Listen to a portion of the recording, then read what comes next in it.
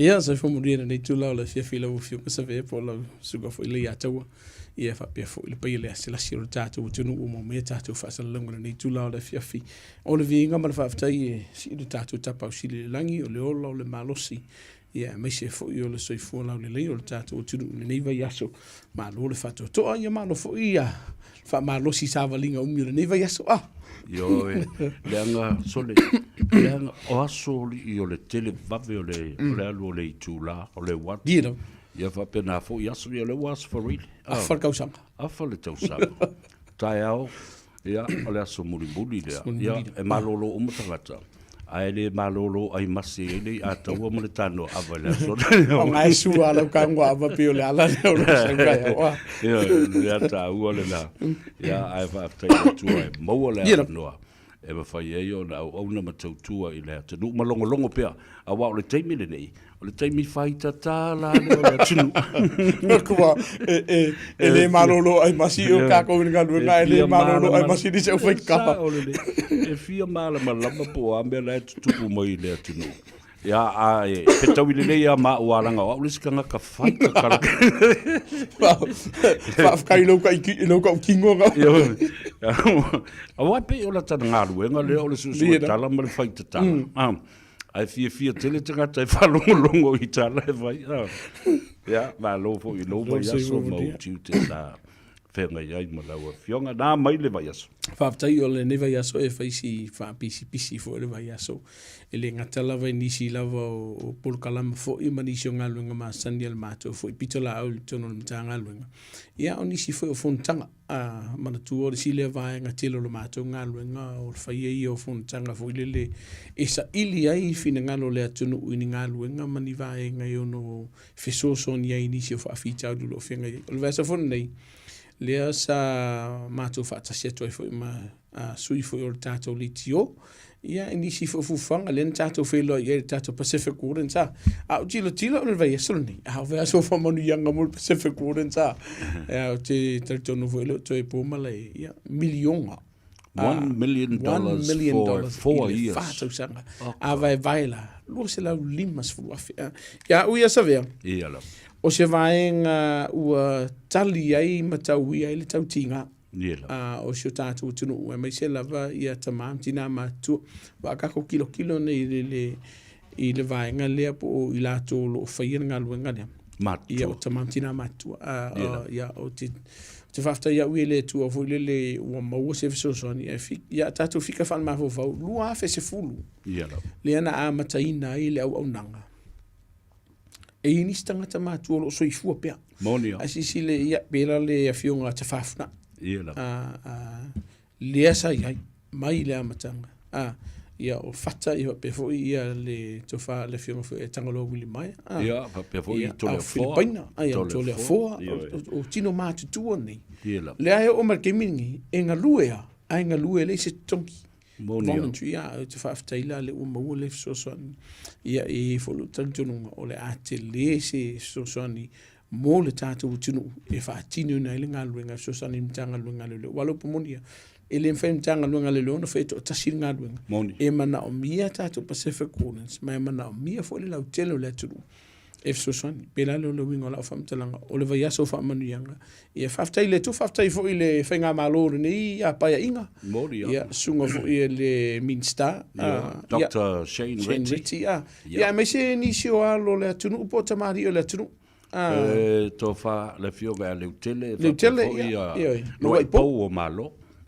ele mai au kama ma ia la ai fa fonga fo ia I wale o ta mata I o tala o se teimi mua le nei o ta fa le fina ngalo man tu o mtanga wenga le to titis full to sanga o ngalue ai Ministry of Pacific Affairs o mata upu umata o tu motu Pacifica e sawa I fa mtala abia ia o se tonu sini o le fo mtanga wenga mo le tele o to sanga e o mai la I le taimi fo I na seini ai o le tatou whengainga I ana tau wala mai le mātou mtanga alwenga o ngaluenga whawai taimi I le tele o tausanga a lea la ua tatou se e nei I le matanga alwenga leo ma ua apo mai leo tangata le community e visosoani le lātou mtanga alwenga o aso ia.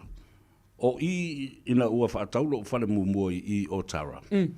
Sa le anga mi o ta maiti sa whai. Vandalism. Ta lepe whai ia whale. Whapena fo o na whai meo graffiti me fo. Sa iaila ia se vaenga o nei ta maa sa mātou maa futaina. Whatu, vai, o le whaingofi o le mele. O ta maiti whale anga le tātou tauranga whaatau I Otara. O whanau o tātou. Tātou ola e whaile tātou mui o ma whaile kako pele I lunga I lumai o. Lo tau sisile le e leima sisi e toe sau whaleanga se mea. E o atu ta maiti ma le tupulanga. O lai mau ke sa whai uma mai o lātou mātua ma tamai. O ina na mataina le koe whaingi me leanga. Ia na mafue fole na whaia sia mātou mafutanga fole e pei na tātou miti na ma tātou whelai. The presence of the older generation. O mei loi ngā tai ngā ua toi fo I le universite, ma ngā I loa e whaalata nofo lata lata I teili taulanga. O I nā fo I lana na whanau I loa ma le mātou fo I Pacific Warden. E mafua mai le meo le au Sava Valley. O no le Polokalame ale Radio Samoa. Ia, lea la e moa mai le au Sava Valley lea. Lea loa na whanau mai loa. Matangata e to lua sifun ma le wha. Na vetted, ia, ma whapena lo na whai training. Ia, ma whai e lo ma whai e lo ma le mātou. Whai Pacific Warden. E tusa la e wha I a Pacific Warden sa iai lea vai taimi I tamaki makaurau. O le taimi lene. Ua se fulu Pacific Warden. E ta o mai eisa vea. Ma le whaafonga le atunu. O loo whaatupula ia. Le lango le atunu. I le mitanga luenga le leo male malo. Awa e po le harfesu ia inga o whainga malo. E tu mau o le Pacific Warden. O le vaenga Peter Silino o fifi e mo whaafitai e. Wa mana ia. Wa mana ia le au nanga. A le tata o tunu o ma le Pasifika. I tutonu na nei tunu. Wa le upamoni ia. Pe yanga e ka ur keimi o sola. Apo e leo. Awa I loa ni mitanga luenga leo. O I e te lele fsosoani e wha amama a benga ni mitanga luenga leo. Me se fo ila ua manatua. E le wha apena o taulanga wha atau. Nila. O niso event te tele leo o iei Pasifika, Pauli Fest, o lava niso. O talonga te tele I e whai nei ia. E mana ombia e mana ombia Pacific o I le tātou World Cup le liki o le lakapi o le meo te fia a watu o ilenga ngā whaafitai I lau fionga le malo le malo lau fionga le satini o te fia whaafitai a fo I tama whanau o tātou a fionga I tamari I olo I ai tono le tanga luenga pe o le sunga I le superintendent I a Fata Williams whanene o le fionga I a Aumua o lau a fionga I a whapea fo I le toa tele ele ma foi ona to lau o la to swafa. Paftai fo ile minister Dr. Shane Retty ya mo so le fionga le tele le fionga ya lo po ma lo mo ila to umolo nga lu e to le ministry of Pacific people ya ma le la to sao tele wo so ni I fatupe ata ula le tase le miliona mo le lu se lau limas fu wafe ile to sa Oka. Siamua. Siampingi le. Whaafitai fo I le sunga ia a Filipaina. O le sile manatua. O le tasi nei o toa o le po alo fo ima tama whana o le tunu. Sai tonu o le mitanga luenga leo. Moria. Loa tausanga tau tua o se leo. Peitai. O le ua whainga luenga nei o se kansala. Leo o te tonu o le tātou pūlenga au kilandi. O ia fo ila le tene na fesosoani fo le tamo fa una ia le nisi o vaenga ina ia pengi fikia le tele le Pasifika o le verso manga ia nanga ia ai mana tu ele asa ia le vai aso manisi o fa afita uli o lo fia ngai pe mal mitanga luenga leo ia ona nisi fo le tunu u nisi fo soli ngatu la fono o lo fa tino ina o le sile vaenga o lo fa si pision kanga luenga leo mali le a o le ta u fo o le mele ele fe so po I tua oi. Ira. O le mea la volo iai ia tangata o le Pacific Warden o le tu malo lo no foi. Ira. O ina lava la tu te so ni ai. E leo mali o li o le tau o le saunga le mu o lona I tu malo. Se vanga nala o fai mea ia te tele ia.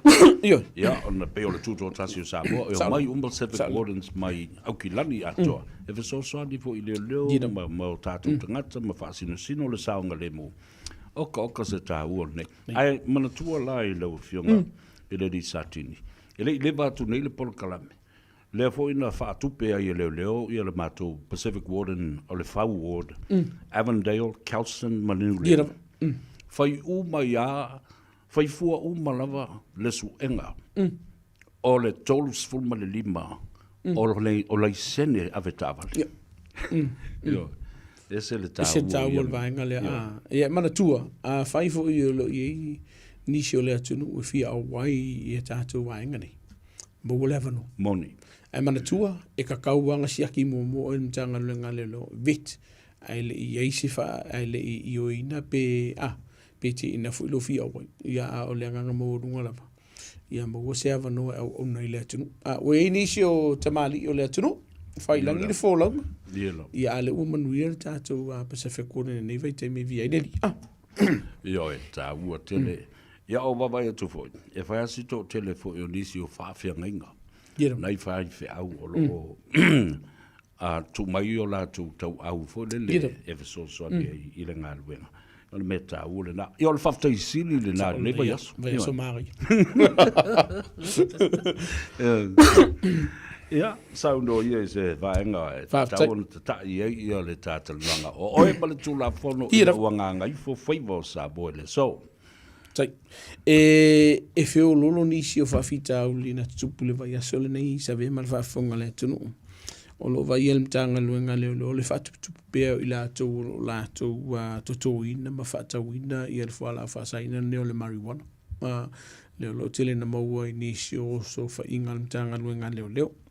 O li si vaenga o lo vai mtanga luenga leo la vai wa faisi o tele fu ile leo la to lo sawa ina li mata mai ta il mtanga luenga leo. Assaults police I mai le fatino ino la to tiute. O lo ye inisio lo la vivea inisio sawanga fu ile I tato bus stop po fale fata di passi ia fa pe fu ia fale fata li nfoafi o lo manunu ai to train stations. O lo vai ia fu le vaenga le o le sawaina o tamam tina match tua ino fuanga o lo foi elderly abuse ele ngatala I tonu o ainga ai lo afie I tonu o fale o tangata match tua lo ye lato o le si vaenga fa la ve masani o le kukule ntanga luenga le pe faia ia ngayo inga ntanga luenga na ia tafie se tavan ia ai pe fie midi en kanga duinga de o lo fatu tupula ia le la o malos em fenka ko foi me ka ko kala ngoi vai ngai o lo vai foi mal fa no le tele o fa fita u li masoli ngatu la fono lo foi e lungo lo penga te fai lanki e a fia ni si upu lafo ni si fa matau ia marka fa se o lo fa nga ina le penga te fai lanki e mai se lava lungo Facebook o lo tupu le te mire nei o le si vaenga o lo vai ko ke lo ka ko fu le fefeo I makama I ngai fi ma upenga e on fe ava I la tutanga o feo ino fanga faite le manatua o so kula fongo vaenga mo le si la fie le tunu o lo fe alua I mase a upenga po se ngai fi o so tula fongo ino fanga faite le po fe la va se vaenga le se ia vanga na wo ye se mafu anga tau wo e fe alua I ma fe ava le ia masisi mafu ang kakau se ia vanga na o le e sa sala va pe kipila pala au du molo fale e kau fe kau alo fe lo le mar se pelu ngo fanga fai kele e ia le fale tun wo e so lia tu la fon o isi o vai ngolo e te mi fa stelo tato tavre la ver ne vai so ele ngata la vai ele so una kulolu fa la fa ngai le so ngo le mafufa ia o isi vaenga o lo fatino I nei so ringa tu la fono ai la tofo o la veve ka vale unga o so se mai tu lo fa funga le tunu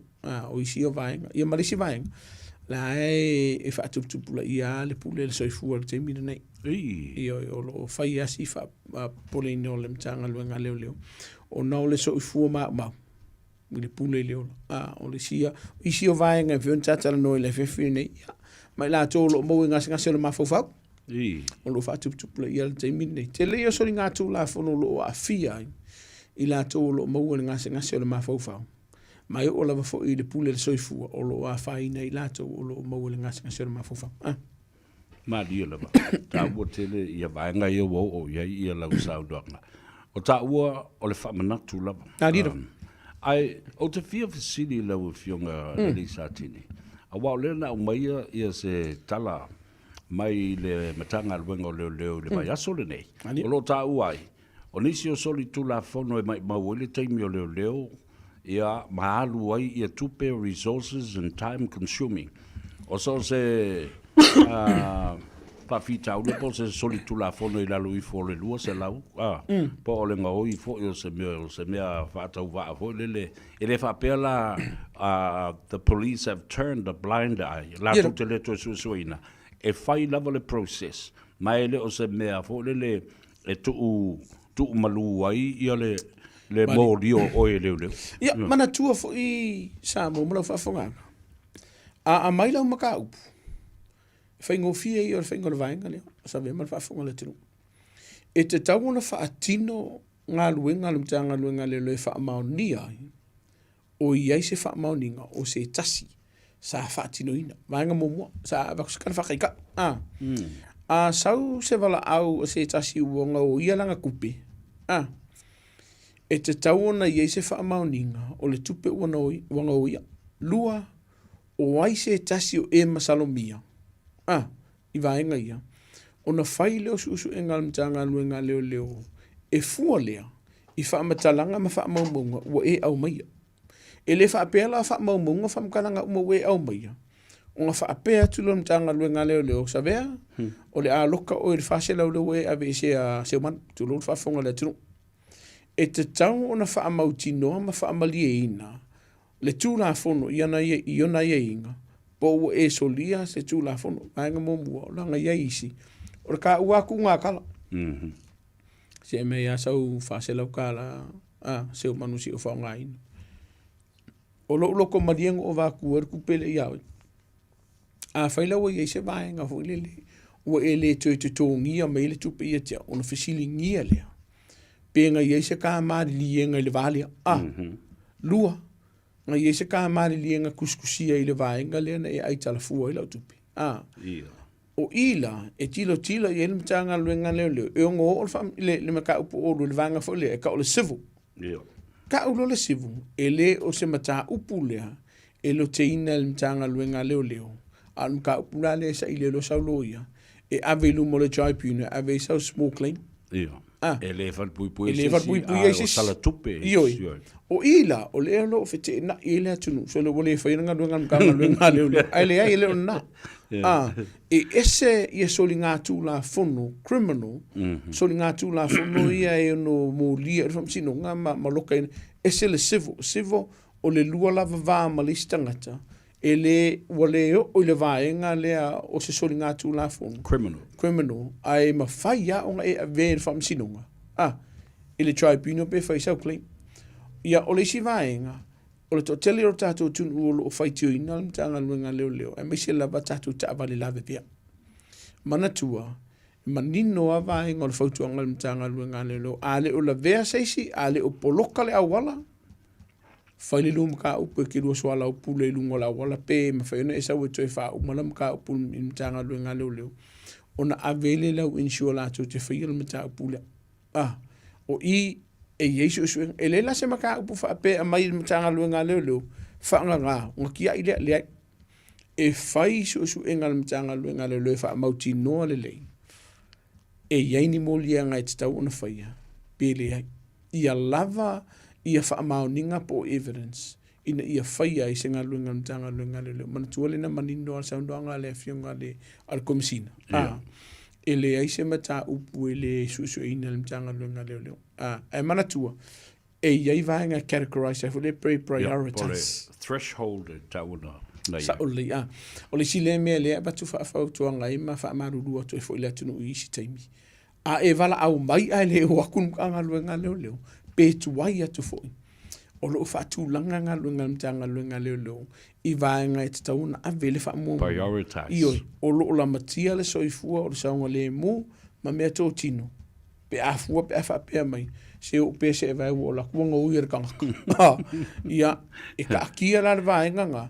e prioritize o pe o le priority longa 5 pe o a tu lo fafonga a vele fa mo e vai nga lo la matia ile soifua e me se la vai nga ia tu lo fafonga la tunu o soli nga tu la fono matanga sexual violence e ave fo fa mo mkanga nga lelo e te tau foila ona su e ma fa amauti no lele leo o fa soli nga ku la fo po soli nga tu la fo ka fa ka a fa yo se nga li i fo leo lea na mali li e mo mo fakas e mun muriange i kar finge sau li pokin mkanga nga lelo e le fa pe fa lo ku lo mtanga nga lelo local tangata le ai e te tau na su ele ma fa mautino na iai se soni nga tu la fono na fa tino ina lua na e manao ye na malia e lo finanga consent e se te tau o vanga o lo na winga e fa si umi a o fola lu mota to fam sinunga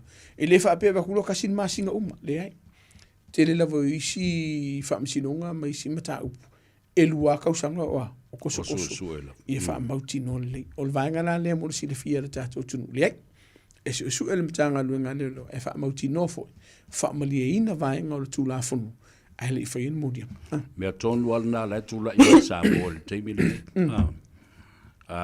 o tupu le fa la velave ele fa maulio molimau le lava molimau ona toso yala ia le mo le tolu tosanga ia lea la o silsila ne iai wa o lo ma le mata upu le fam sinonga e te lea la ia vaenga la tu la i mai ai ai pe o le maulu na mai le leo se i fa mautu le le ia la tu su ia ai pe o le vaenga mo ia le na le e sa no ia ta o telefoni mo le fa fonga mai le tu ta se la i nisi vaenga na awa e tawana ye fa mo fo le alo o le alu lungo o le solitu la fono ia male sau ilalo ia ona peila e pa le si vai ngole solitu la fono ua tau atangia mai o ye se vai fo o fai ai vai tu le sipiko o mo kwai fu la ola le si solinga tu la fono ai fo le talo le tau o le taimi o le tau sanga e se fo i yanga mawinga fo i tangata so tu la fono wa le upomonia i o kanga ka fo waka mamai e fai solinga tu la fono a tato tilo vanga le ram rates mana tua sa i le taimi se pe o le koluko sangarua aso uma vai aso uma mo ma ko ma volunga le ana ye le fai tionga le atu ia to si sila la ye teminde o se asia wa ma ka nga palas ia tele yo vai ngolo fai el mtanga luenga le o lo nga lu fa tasi mtanga luenga le male atu lo tele ka mo fai ye fai ki a si sila vanga le pe no ta o le vanga le o le fi ku ka nga kan mtanga luenga le o lo fa tupu la ia e tele fu la ma tele se nga luenga lo tom foi mtanga luenga le leo e fai le alo ba tu fa tu anga le tatu utunu a fai ke si la fi o e solina tu la fon kulum ka nga luenga le lo pe fa ku a war fai ngo fi e yo le vainga le a e tu nen tanga luenga le leo o akum ka nga luenga le leo ba ayolo ye se vainga le tu la fon o e solina e fai ai i fai unga mtanga luenga le lo ka fa ka a tu mtanga luenga le mo o le sa fa sauna e felwa i lungo le tato o wala se i lunga e mo wala ula isenga anga ke felwa ia e fai ai i fai unga la fai unga ko sor ka vale e te uvo le pe ku ule ka ko loto a vo le lo ka tato ta vale mo lusu valuaso mo lia o le fam sinonga ava kumala usala i le vale e ke le yo le vai ngai ma fai una e fai ai senga luenga i e o ku fam sinonga o kau mama ni sio vai nga ho le wa kai mi lo fam sinu mai i vai nga o fufuanga ntanga luenga le lo i morianga e fai aki oi ai afa aku o nga luenga le lo i vai nga la vai a e sola o le a ye ni sio morianga fa o popo o longa winga ko sol ka ko ka vale le lo pe ko lu le ngoma singa la ko so i fo di fu i le kul fam singonga se i lo la isenge wa iai malisi vaenga fu le fa popo so nga tu la fono wa e fail to remain stop be fail to stay to stop ile kaim po wa e wa ele kun mkanga luenga lelo pe wa ele usta ia le fatonunga mtanga luenga lelo e ke kuma ka ofisi e fenga no baila ke le or vanga le la olona winga e ngo wa nisho la tunu e ngo e fat pui ele vanga le olona winga o le wa e sola o le ai murianga fa opop a o le popo lenga o mtanga luenga o le ala matia le sango le mu o le tunu ke minek sola ele nga kai kanga ka fe mala nga ifo le lo sava vati a o nisho ta abale dungo la wala pe ke fo la verka vale tu lo fa fonga le eso a ise ka vale o kisis pe e ke so a se pasi si ainga o ke le la fa fi tauti ono lo le tu o la usidi la e la o fiong le lisatini o le ale taimi e ma fai ai ona avatu se fa to lunga fo le ai lunga le Wallace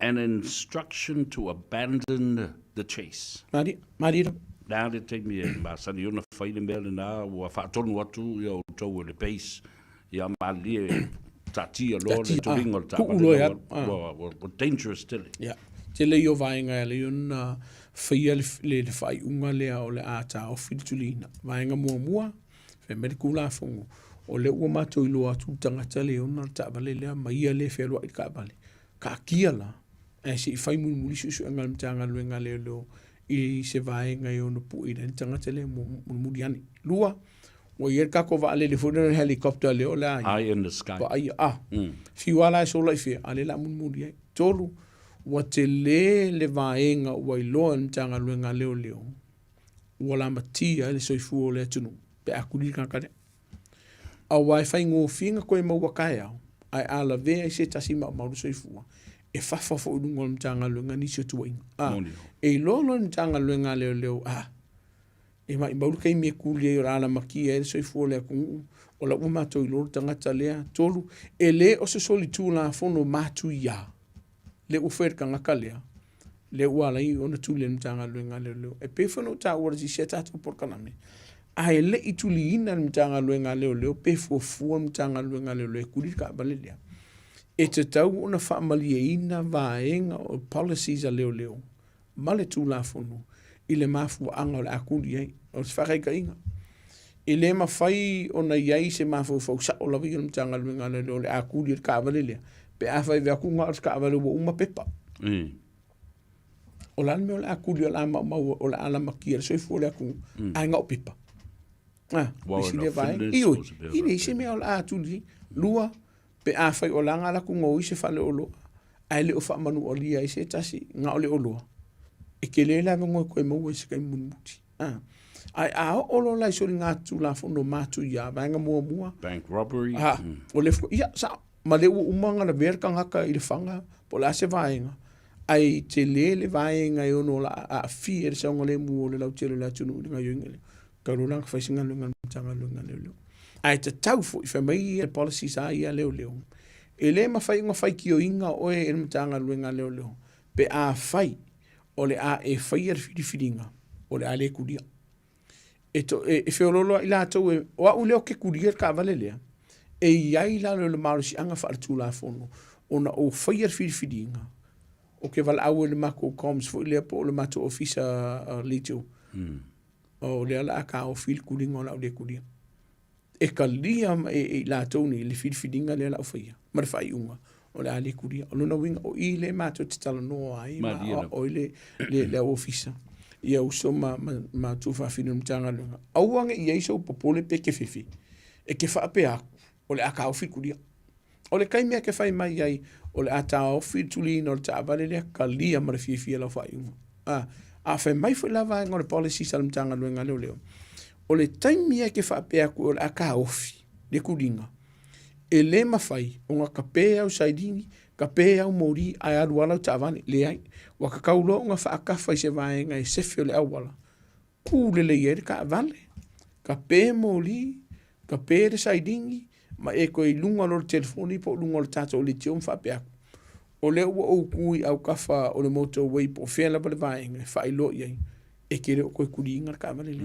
o inala e fa maungi ai le o sa le mutanga ta umba i launga yoinga ai a fa yala o leo e wala au i le matanga luenga leo por kako com center o leo e ku ai alu waka vale le failunga le mafo fautulu ai la kula vea i se kas mamala o ima vaenga o tu la fono wa le mona e a fiso ta ima e faia vaenga uma e fa amauti no ima fa ilo ai o ke leo ko e kuli inga ka vale le o lona winga e te lea se ngaluenga e te tau na faia e te le fo se vaenga o tu la fono e te tau na fa amaliina ma policies ma tu langa i o ia inga mtanga luenga leo mo mua ai kere kuli inga ka vale lua ai te ni mafo fo wina ia ta o fitu ni no ta vale ese tau o le vaenga leo o ia le tātal donga o lo winga o le tamu whainga leo e fua fo i lele i le pāleni o le saunga le mu o le tangata. Ai o le a whātātia, vai le a le tau te whālongolongo mai. E o le vera mātal noanga nei mo le whāpea ai. Ia e te aluai le turia oi. O le mawhau. O mawhau whaunga nai tu o le policy leo. Leo whamatala tu le whiunga le Lisa Tini. Ia le mafu anga. O le manatu i tangata. Ia. O le saunga le mua tangata ina ia mawhai o na wha mua ma wha taua. Main priority na leo. Ai le wha peo whiwhi leo ma ua palau ke le kapa le leo inga kuri lau V8. Whai mai ia vaenga o le tūlafono lawa ia ma le policies a leo. E le aise ngā luenga e pito i sili atu lona tāua ai la matia i le soifua ma le saunga le mua le tunu. Po le ala vale ngā luenga e whai mai, po le ala vale kele o le vivesi o lo ia. E ave alfa mua le mta ngā luenga e le ngata i le saunga le mu o lana au whai ngā luenga. A le saunga le mu o le lau tili. O le vaenga le pito i sili o na tāua mo le sila fiera. Pia koe ka ua. Ngā alo le sivalu o ngā uwe mai ala, le wale koe kuria, wale maua, le o le nā. Awa a wha oe, pe a makoa koe kuri oe. Ai la vea i male mātou ta avale, mau o se soifua.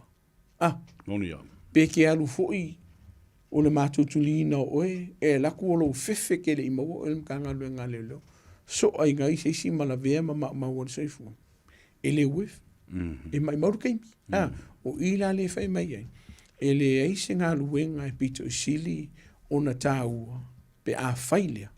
O le alamakia ele soifua ma saunga le mua la tunu o no winga so se mea a vera ma ko fa mo o le vaenga foi le mato te foto ina i so ma ta yo ntanga luenga a we ke va vi o so se vaenga o se so ringa tu la fono ki kam fai ka o fi pe a fai ke si la fia e la makia ele soifua ma saunga le mua la tunu e ka wa o le alo wa nga pe a wala ko la vea o la so so ni e se fema ma tau mwhaina i e tāwhia tangata le lona winga e ka kauanga o kilo mo le saunga le mo ma le saunga le mo le tunu Nā lau whaatai tā ua tele i le nā o whaalongolongo mai ia ma whaafonga le tunu ma malama lama i fo i la ia le policy a le anamatanga luenga a pea e soli tu la fono a e wa e sola a e tau mwhaina le turi oe the safety of both officers, the police and the public is never compromised. Ia le nā. Ia, whaasoa mai pēr lau fio mai nisi o matau. Polisi vai ngolo i se pole ngolo mtanga luenga le peno ta o whaia se whaatu tupula i le vai ngolo sa wai no li mta mai ta i le mtanga luenga leo i le taimi o le whaatino i no lato tiuti. Mana tua. E alanga e wala au mai. We e mana miele soson. Ai o atu fo i la mtanga luenga leo wha mole mole. Tu ule matanga luenga leo e whaatino la tau tiuti. Ai se muri kali au fisiringa e ke fia kalangoa. Ai leo atu matanga luenga leo e wala au mai. Ai ko e akun matanga luenga leo. Ai ko e whasanka au matanga luenga leo. O i e te lele vaenga i ono a fia i ur tu la fono. O la wha whielang whakingo i a ngā luenga matanga luenga leo. Pe a whai o ngā ue fia fusunka ngā luenga. Warto telu i rātou o whamanua lia i e matanga luenga leo. O ngā mua, wale fifia wakua yaku. Lua, wale fifia wale loka inga mkanga luenga leo leo. Kanga kale sa e mga oi. Tolu, ole tau mo whaile o mtanga luenga leo leo ina ia bāwao se misa. A lea e keo sa koe kamwhai whaatupule besi. E o le sifo i vaenga, o lo o a fia mtanga luenga leo, ia ila to o lo whaatino o whaatupuina ia whaanamlawe po o whaatino ina suri ngā tū la fono. A whailo e la kunukanga luenga leo, whapea ki oe, ia, sa vea o le a loka oe, o norwa, o lau whautuanga whaamana mole, e te taumane ustai. O no lo va ia pea ma fa no o ke me fa kon kanga luenga leo o leo la lo fa sanga mai lo mana tua e o ai lo fe anu fu le de tulo i me tanga luenga leo o le assalta o e fa o di mai le i di imta mai tanga luenga leo o la fa tuanga tawo ne usa i fa tunu ngam tanga luenga leo o fa ko ngunga ma le va kon kanga luenga leo e fa ia la lo de tula fon ai a fai wa ia se mai nga sa mo e si la fia ma wo e masalo mia e le o fatino ina usi ka ipe ntanga nga lelo ai mun muri avelawa la fasia o ta wa yo va nga le wa e le ma fai nga ku ntanga nga lelo fatino ia lo la to tite ta una fatino ina pe a fai o la i se polenga o la a fia lo la to songa le mu o lo na winga fa mun muni o le si vai o le si lea solitu la fono po le si lea morianga whaopopo. Mai morianga o lo solino le tu la fono le o mga kupu. A e koe wha o lima mtanga luenga leo. O le si lea morianga whaopopo ya te oe. Pe a whaile te wha o lima i le mtanga luenga leo. I li mtameta in mtanga leo.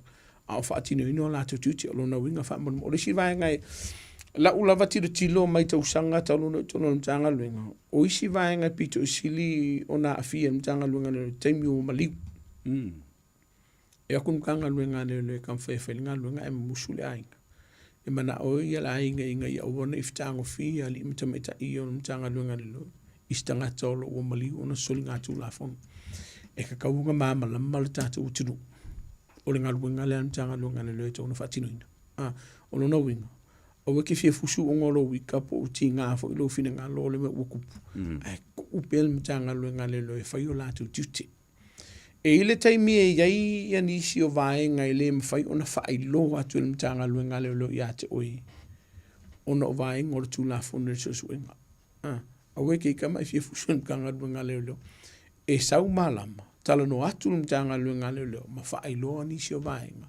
Ai ka kaua ona tu upel mtanga luenga lelo e whaatino la tu tuti.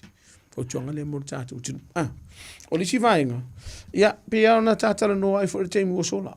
O nisi o la fonga, o lo o lunga o lo penga ta whailangi, o nisi o whaamatau, o lo o whai lunga o lo penga ta whailangi. Ma nisi o la kau whaasese, o scam o lo o whai lunga o lo penga ta whailangi. O lo o iei nisi o le atunu o lo o walau mai. Ma whaiti o ina nisi o le atunu o no nisi o la fonga o lo o whai lunga o lo penga ta whailangi. Mana tua, a whai ua ieise vaenga ua ieise papolenga o listanga te lona saunga le mu, ma le saunga le mu o lona ainga, ma mauti noa ua whaaleanga ina lona tamali ianga i seistangata. Whainga le vai mkanga luenga le avelanga whaasea, mua, a whai ua iei nisi o la tu, ua whaamatau i nisi o la tunu. E ma whainga avelunga lea, o le threats, threatening le ua whai ilunga. Lua, defamation, ua whaaleanga ina lo suafa, ma whaaluma ina lo tangata, i lunga lo penga ta whailangi. Ai leise whaamaungi, avelia. Le whaavaya. I le whaavaya. E te tauana ave. O le sile vaenga, te tauana whai te le tunu. So se whaamalawe tupu tono ni sila nei. Kusa pei loa ni tanga luenga leo ila tolo afia. Ba tatu tala noia ila tolo afia. La tou o suspect sa, la tou sa whaatino ina. Ioi, la tou o sa whaatino ina so ni ngā tū la fono. E le mawhai, o ngā whai loa en matanga luenga leo. Se ia vangana, wa i eise whaatananga mai le whaamsinonga, e whai loa i sua whai lako. E ese mai la, mai sua whai la tou wa maari liupo a whaina i so ni ngā tū la fono. Walangolo i ele vai ngolo o malifa i lea tunu ufulele o le fia i loa i lepo ingi whakupua le whawhika auru i alu whasalarau. E iei vaenga o le tū la funo i ono a fia i oi. Ai mai se lapa, pe a whai o iei se whaatonunga le whaamsinonga, e le whaalau i loa ingo la kusuafa, e alu whaalau i loa. E ke le i o le vaenga i ono a fia i oi i le vaenga lea. O lona winga, o laulawi i whautuanga. sila mua i vaenga o le tulafono ma whaamauti noa o kawa ma sefe oi. Ai te ri whaia le vaenga. Wala ngai whaisiko o kelo tātou utinu. O lo oa whaina i le vaenga. Ai mai se lava. Pe a whaia le ise whatananga mai le ainga. Le ise whatananga mai le tulafono. E whaalau i loi o lātou swafa mo lātou fōringa. Ki le lan vaenga o ngā whia i oi. O le lua mai asu talu wai. Nau mai ai le polo inga mai le ofisa o leo i Samoa. A mai se le vaenga o le tawa le afi. Ua matua whausa sanga le tele o meo unpaid fines. Mo sala. O se tasi la o vaenga fuelele o le tactic la leo na whasa launa mai. O le a whaile lisi ma whapena o na tō lau mai uma ave ta vale. Na whaila la o porkalame. Mau whapea tuai. E te taula toi tanga i masilisila leo le lato ta upu lea. La whaalau i loa ai ia i ngoa ma i lato uma o le soli tu la fono a o meo traffic fines. E silisila fo i lea i a tau o le tangata. Ma le whaalau i loa i na fo i o swafa o tangata. Ma le a fianga o tangata. Ele i lewa porkalame na a o le si lova ia so le vaso le nei. Na tau fiai. Ua le whaasalalauina ia i ngō tangata. Ai o le a su e lava ia tangata ia ma o e tongi e lātou sala ma mea whapena. Ia, sao no i e mana tua i te tonu, o te tala no lava i e tonu New Zealand.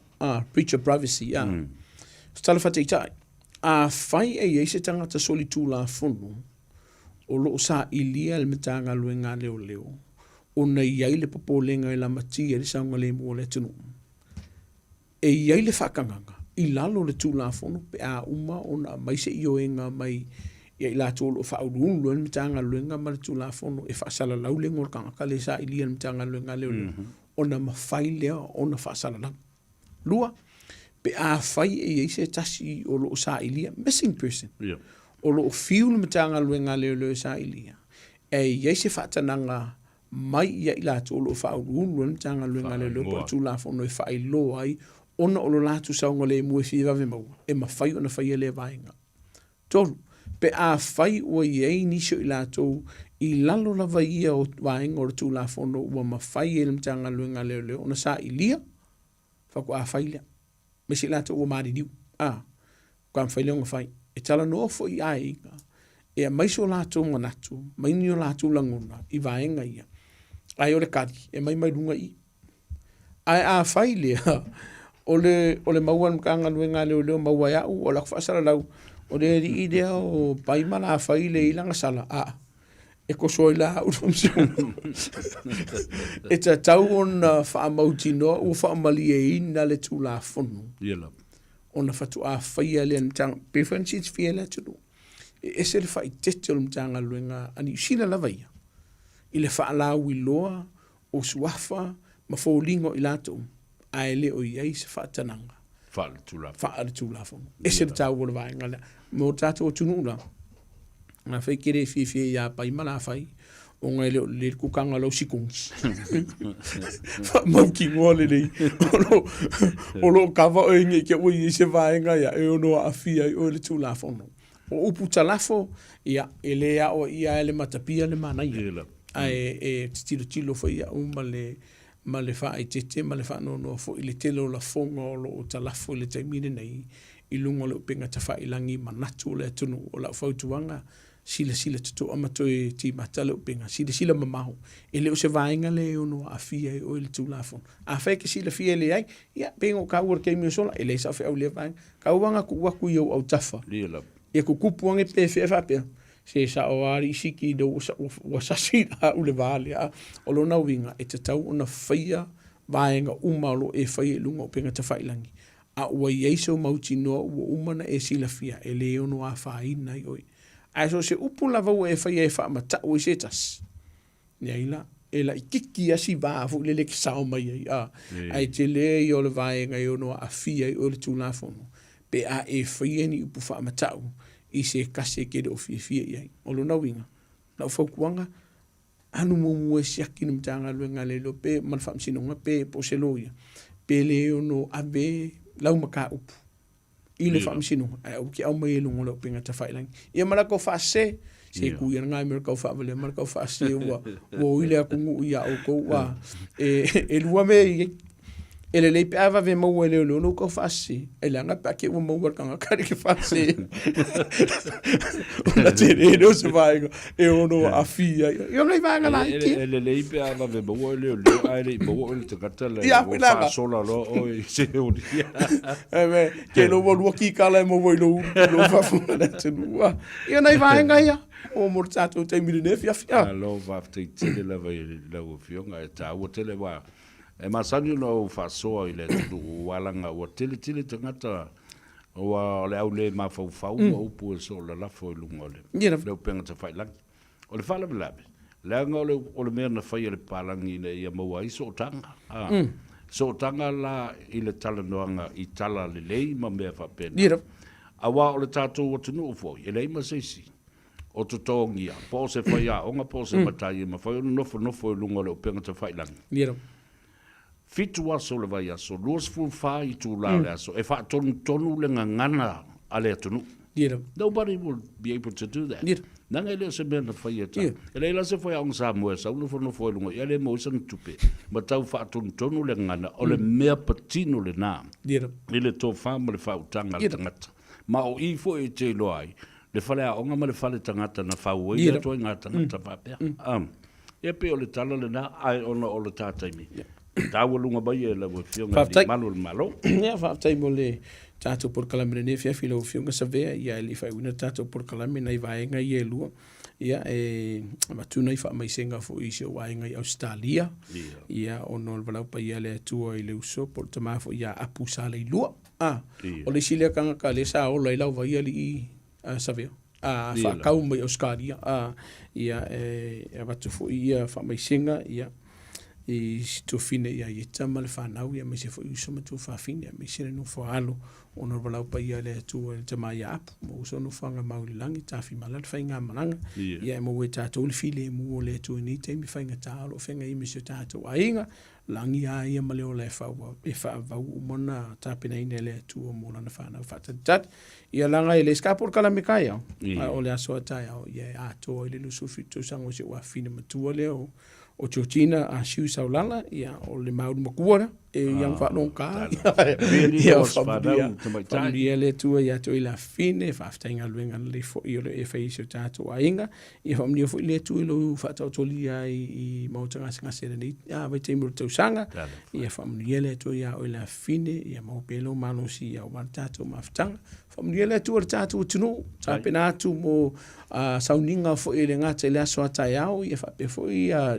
yasbola sa ia mo wor tato tunu se weekend fifia se weekend manuia o le fa si pisha la wala si de sile to ai lo songa le mu a fai malanga isi atu ma kilani mo fai nga malo longa le tato long weekend fa mo tino lo le lo sa fusipa o le fana fusipa o le pasese ia me se o la vitaba le a fa e kan fia la malos si di pe aku lo fai nga malanga nga si fai kai ku o telefone ye tu telefone ale lava le malosi vai se kasi fo le lu te fisu yai pe vai se vai nga sa ngole mu le wala fai le se malo longa familia le tu fu fonga ne fe filo fu sa be fa pe ya ai ngari fo fa pe le lo lo tato tunu fa mangalo le atali ya fa fo se vai ngole tato por kalame o le tau tamali la si la mala fa fonga ai tato tau pilo le lo fo le vai se fo tato to fe lo ye so I fu ma ye manuia alo fa tai o se I fadua ia le sauda nga fo ia le fionga ile li malo le malo ya tawia o se fatu e pa u le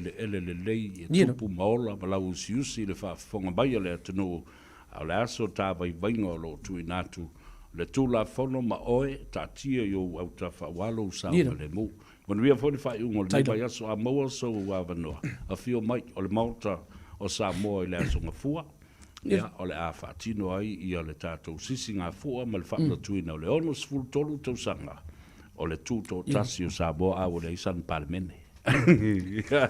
Se so ia. Ia, ai whasoi fuia.